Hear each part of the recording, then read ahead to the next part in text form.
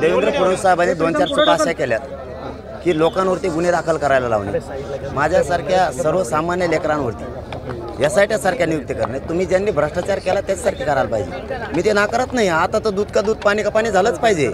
आता SITने चौकशी केलीच पाहिजे आता. परंतु तुम्ही सगळ्या सोयऱ्यांची अंमलबजावणी करत नाही. 6 महिने झाले. हैदराबादचं गॅजेट घेत नाही, बॉम्बे गव्हर्नमेंटचं गॅजेट घेत नाही, तुम्ही सातारा संस्थांचं गॅजेट घेत नाहीत, 1881 जनगणना घ्यायला तुम्ही तयार नाही. जे अर्थ सगळे काढून बसलात, शब्दही तुम्ही दिलेत. 6 महिन्यापासून तुमच्या शब्दावरती आंदोलन सुरू आहे. तुम्ही शिंदे समितीने 1 वर्षाची मुदतवाढ मागितली, तीही दिली नाही. तुम्ही ज्या 57 लाख नोंदी निघाल्या त्यांच्या परिवारांना प्रमाणपत्र वाटप करायचे सुद्धा बंद केले. तुम्ही जे कलेक्टर ऑफिसला कक्ष स्थापन केले होते तेही पूर्ण बंद केले प्रमाणपत्र देण्यासाठी. तुम्ही तालुका स्तरावर समित्या स्थापन केल्या होत्या तहसीलदारांच्या आणि PSIच्या अध्यक्षतेखाली, त्याही बंद केल्या.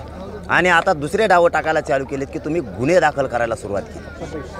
जे रास्ता रोको केले गुन्हे दाखल, साखळी उपोषण केले गुन्हे दाखल, काहीच नाही करून ही दडपशाही नाही सहन करू शकत आम्ही.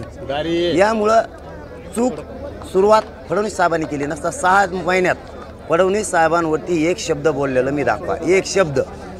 त्यांनी ज्यावेळेस षड्यंत्र रचलं मला गुंतवण्याचं, मी त्यांच्यामधला आणि समाजामधला काटा आहे नसता याला 10% आरक्षण स्वीकारायला लावा, आणि जर 10% स्वीकारत नसला तर याची चौकशी करा, खोटानाटा अहवाल बनवा, पोलिस मी बघून घेतो, याला मध्ये टाका, आणि मग मात्र मी मागायला.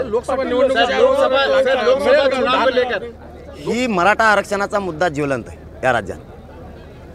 त्यांना निवडणूक घेणारच नाहीत ते. मराठा आरक्षणात मार्गी लागेल. एक मिनिट मराठी संपवतो सगळे नंतर इलेक्शनच्या अगोदर होईल का ते दादा? ते घेणार, ते निवडणूकच घेणार नाहीत. राज्यात ज्वलंत प्रश्न आहे मराठा आरक्षणाचा, तेच निवडणूक घेणार नाहीत.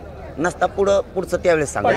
मुख्यमंत्री म्हणाले होते की करेक्ट कार्यक्रम करू. आता तुम्ही म्हणतायत की मराठा समाज कसा करेक्ट कार्यक्रम करतो आणि ते दाखवून देऊ. म्हणजे आता एकनाथ शिंदेना देखील तुम्ही आता डोक्यावर घेतलाय? नाही, डोक्यावरून फाक्यावर नाही. मग मी डोक्यावर नाही, पायाखाली नाही, काहीच नाही.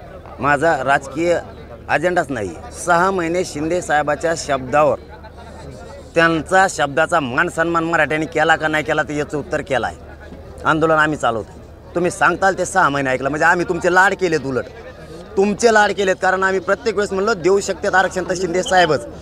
आणि तुम्ही मला म्हणजे गुतवाल निघाले मला फडणवीस साहेब. मी बोललोय फडणवीस साहेबाला, शिंदे साहेब काय म्हणते लिमिट तोडलं तर मी करेक्ट कार्यक्रम करतो. म्हणजे तुमच्यावर मराठ्याने विश्वास ठेवायचा, 6 महिने वेळ बी द्यायचा, आणि तुम्ही आमचा करेक्ट कार्यक्रम करणार. मग तुम्ही मर्यादा सोडली, तुम्ही मर्यादा तोडली तर आम्ही सुद्धा करेक्ट कार्यक्रम करत असतो. मग आता तुम्ही जर आमचा करेक्ट कार्यक्रम करतो म्हणल्यावर तुम्ही दगा फटका नाही केला, काय केलाय? मग आम्ही सुद्धा, तुम्ही मर्यादा तोडली म्हणून आम्ही सुद्धा करेक्ट कार्यक्रम करू शकतो. 3400 उमेदवार अर्ज भरतायत आणि महाराष्ट्र सगळीकडेच होणार आहे आता लोकसभेच्या. ही आकडा 26,000च्या पुढे तुम्हाला 9 तारखेपर्यंत गेलेला दिसतो. पण हे निर्णय समाजाचा आहे, माझा नाही. सातारा, परभणी, नांदेड असेल किंवा इथं बाकीच्या जिल्ह्यामध्ये असेल त्या ठिकाणी लोकसभेसाठी अर्ज भरले जाते. प्रत्येक गावामधून 2-3 अर्ज भरणार, 5 अर्ज भरणार असं सुरू आहे. नेमकं तुम्ही इथं काय सांगाल? सध्याला काय आवाहन करणार? काय समाजाला काहीच नाही करणार. समाजाचा निर्णय, समाज मालक, माझा मालक आहे, मी समाजाचा मालक नाही. सांगणार, आमच्या घराला अधिकार नाही का आम्हाला? पोस्टर लावणार मराठा समाज प्रत्येक घरावरती की मी मतदार. वरील येणार 1 मराठा कोटी मराठा किंवा 1 मराठा लाख मराठा येणार, त्याच्या खाली मोठ्या अक्षरात लिहिणार आणि दरवाजाला कवाड्याला चिटकून टाकणार ती पॉम्पलेट.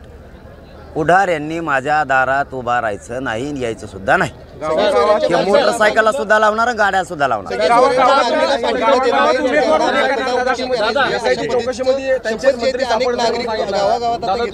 घेणार, आम्हाला अधिकार आहे. लोकशाहीनं, घटनेनं आम्हाला अधिकार दिलाय. तो अधिकार मराठा समाज त्या अधिकाराचा वापर करणार. असं काही आहे का? पांढरे कपडे घातलेल्यानेच फॉर्म भरायचा, धोतर घालणाऱ्याने भरायचा नाही, जाणारा मागच्याने भरायचा नाही, पण गाडी चालविणाऱ्याने 4 व्हीलरवाल्याने भरायचा असं काही अधिकार आहे? जरांगे पाटील पण फॉर्म भरतील का? नाही, माझा राजकीय मार्गच नाही आहे. मी आजच नाही, 6 महिन्यापासून सांगतो. पण माझ्या मायबापानं निर्णय घेतलाय, समाज माझा मालक आहे, ती निर्णय घेतलाय. एकत्र येऊन आता जगाला दाखवा लागेल 6 कोटी मराठी इथं आहेत आणि आता दे, नाही तर तो आज सुपडा साप राजकीय करिअरचा. जेलमध्ये देखील आम्ही आंदोलन करायची भूमिका आता घेतली. काय वाटतं नेमकं सरकार आपल्याला? आता यांच्या हातात सत्ता आली, यांना जर मला लोकशाहीनं राहू द्यायचं नसेल, खोटे नाटे अहवाल बनवून मला जेलमध्ये टाकायचं असेल तर मला जेलमध्येच आंदोलन करावं लागेल. पण जातीसाठी मी हटणार नाही.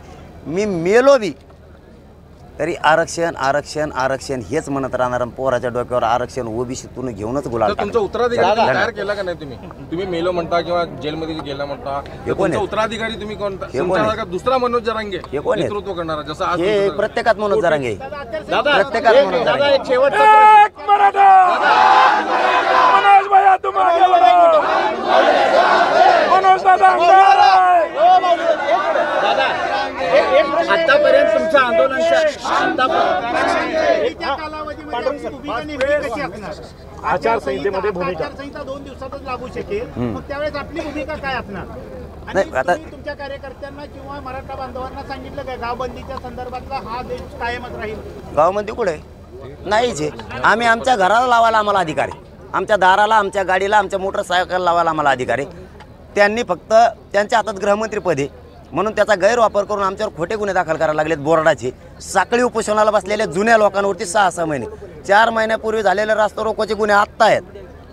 त्या दिवशी मान्य न्यायालयाने सांगितलं 24 तारखेला, 23 तारखेच्या निर्णयात 24 तारखेचे रास्ता रोको शांततेत का, पुऱ्या राज्यात शांततेत झालेले. दुसऱ्या दिवशी सकाळी गृहमंत्र्याच्या आदेशानं गुन्हे दाखल झाले आहेत महाराष्ट्रात. म्हणून ही सगळी चौताळी झाली.